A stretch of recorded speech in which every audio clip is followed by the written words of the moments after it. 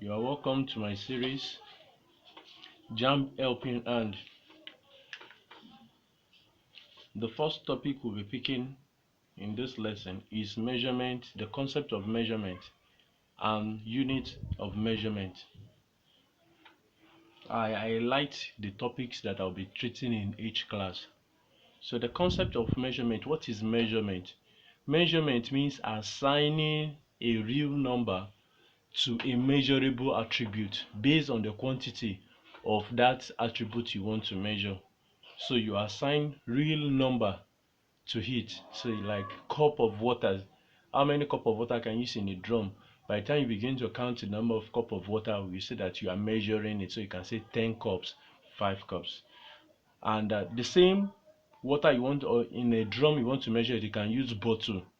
But to make it unified in the world, we have what we call liter.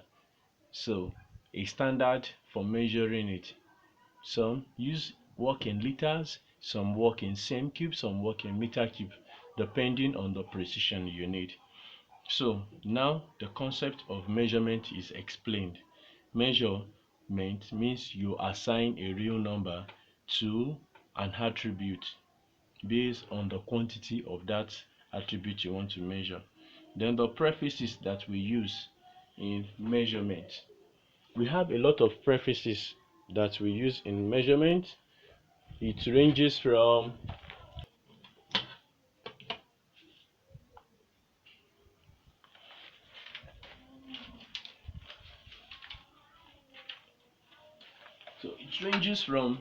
what we call from pico. We have prefixes used. We have the meaning, or 10 raised to the power of what? What does it mean? The factor, that is 10 raised to the power of what?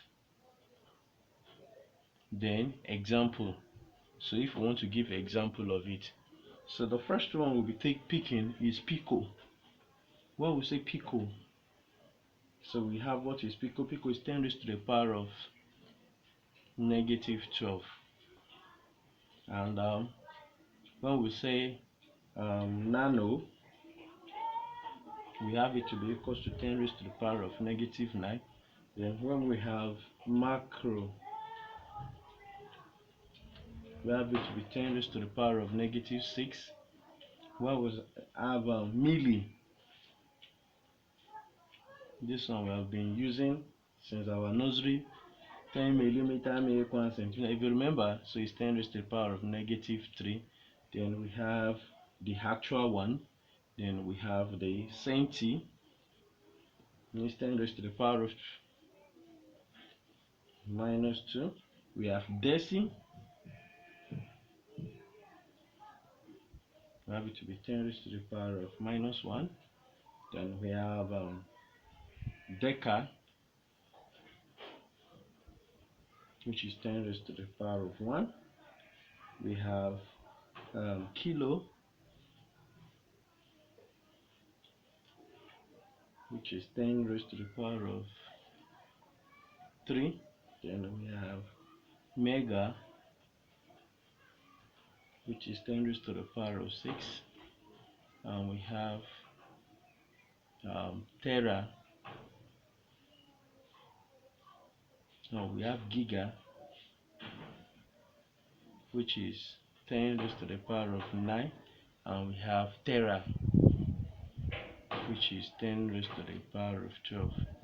So I hope that you understand this.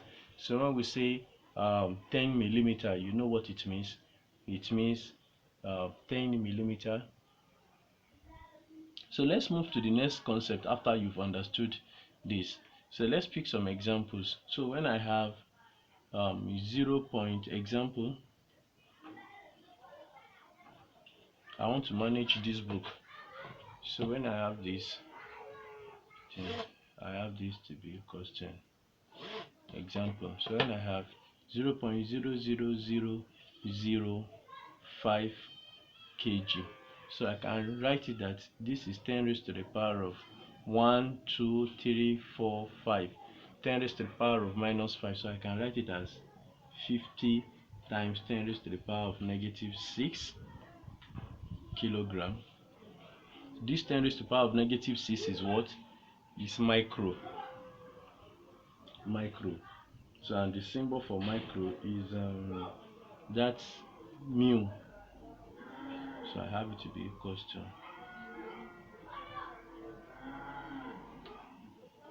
So thanks for watching this. Then we move to the concept of fundamental quantities and their units. Fundamental quantities and their units. So we have 7 fundamental quantities and they have 7 SI units. So I'll be writing them by tabulation. So the first one I will have the quantity itself. So fundamental quantities, let me call it fundamental quantities, and their units.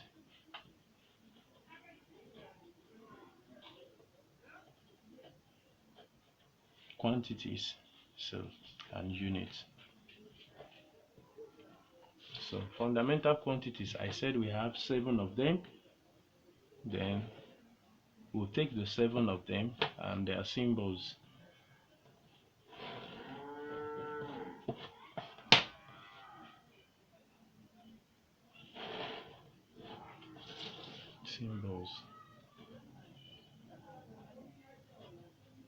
So the first one we have mass. The unit for mass is kilogram.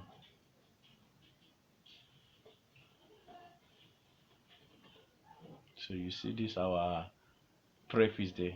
Preface kilogram. Then the symbol is kg. We have 2 length. Length, it's meters. SI unit is meter and small letter m. We have 3 time, and is measured in seconds, and the unit is small s. Then we have 4, which is temperature.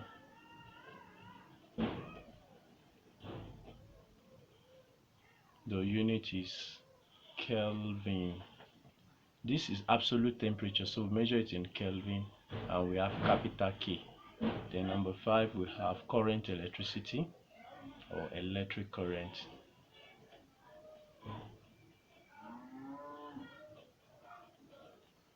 Electric current, and we have it to be amperes, and the unit is capital letter E. Number 7, we have what is called amount of substance. Number 6, amount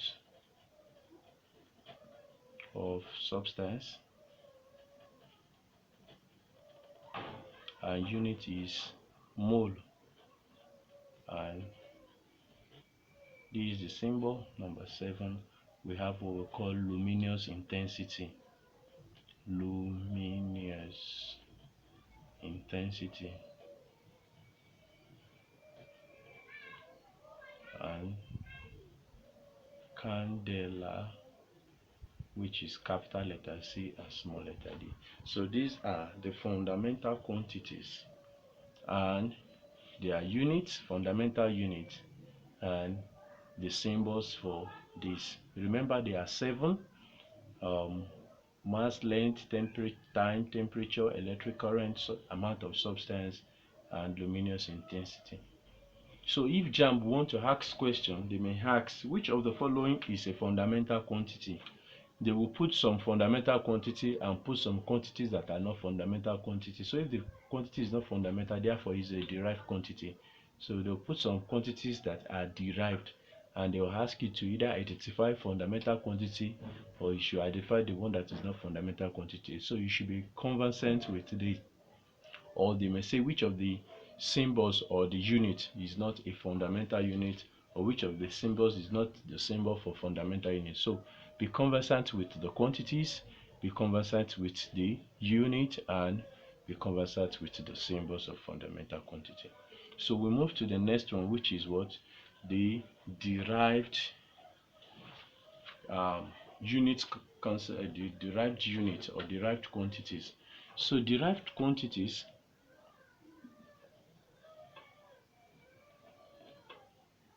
quantities units. So the quantities are called derived because they are derived from either multiplication or division of two or more fundamental quantities. So when you have multiplications between two or more fundamental quantities, what it results to is derived quantities. So if a quantity involves division of two or more fundamental quantities, it leads to what we call derived quantities. So let's take some examples of some derived quantities, and let's see how they are being derived. So we start with area. Area, if you remember, is length times breadth. So length is measurement of length, breadth is also measurement of length. So length is a fundamental quantity, this is also a fundamental quantity. When there is multiplication between them, so it gives us length square. So we have its unit to be meter square. Fundamental quantity, area, length, another fundamental quantity, length, then the multiplication of the two of them gives m square. So let's pick another example. We have volume. Volume is length times breadth times height. Length is the measure of length, breadth is the measure of length, height is the measure of length, and this results into m cubed. So this is a derived unit quantity, and this is a derived unit because it comes from multiplication of this. So let's consider another one, density. Density is equals to mass over volume. Density is equals to mass over volume. So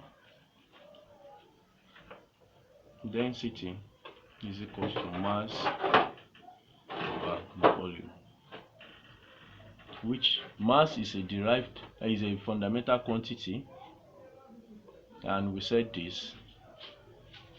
And look at this, is collection of, this one has to do with multiplications of derived quantities, which we say meter. So this is the derived unit of volume of density, and this is a derived quantity. Density is a derived quantity, then kg per meter cube is its derived unit. I hope you understand this. So please let me give you the following and get me the derived unit as or let me take one more example. So let's take force. Force is equals to mass times acceleration. Mass times acceleration. And we have mass is fundamental quantity, but this one is still a derived quantity. Let's check for it. So mass is equals, mass times acceleration is velocity over time, and we can rewrite it as mass times displacement all over time times time, because this velocity is displacement over this time, so we already have the divide by time. So we see it as multiplication of fundamental quantity length multiplied by fundamental quantity mass length divided by fundamental quantity time times another quantity. So we have meter, kilogram, meter per second square. So this is a derived quantity, and look at its derived unit, kilogram meter per second square. We move to another example, or better still, you can take that example as what we call a seat walk. That leads us to the next part, which we call dimensional concept. The dimensional concept.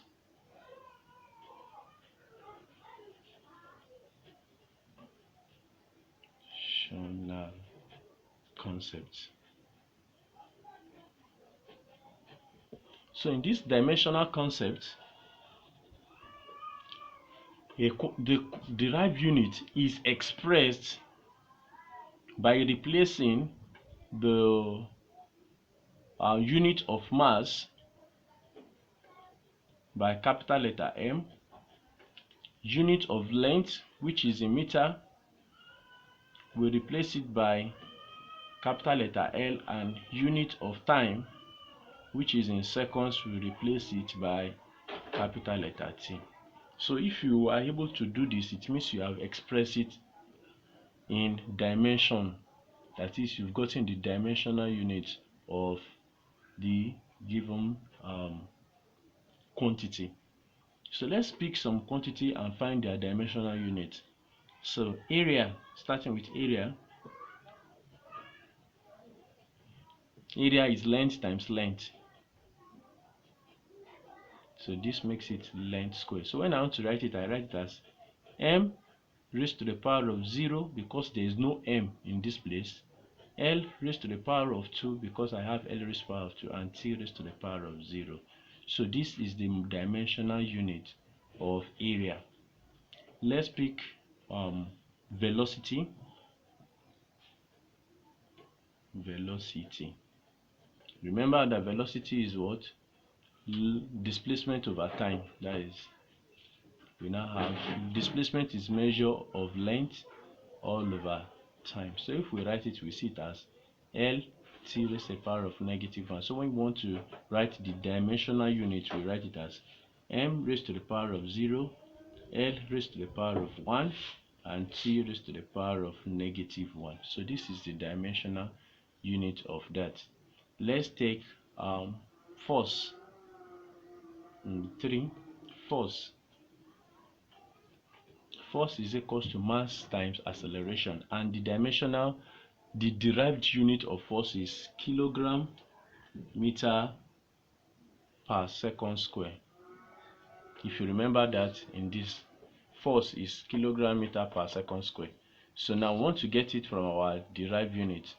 This implies kilogram unit for mass, meter unit for length, divided by time raised to the power of 2. So when you write it, you see it as, it implies that we have m L T raised to the power of -2. So this is the derived dimensional unit of force. This is the dimensional unit of velocity. This is the dimensional unit of area. This is dimensional unit of force. So homework for you, sit work.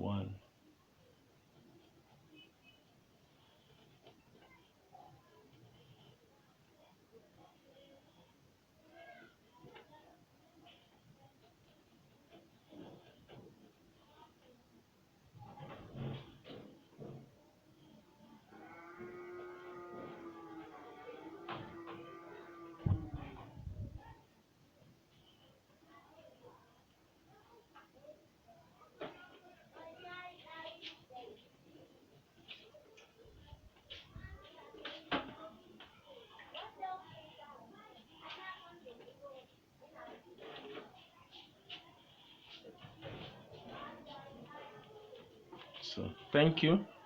So please, if you have not subscribed to my channel, please kindly click on the red button, subscribe.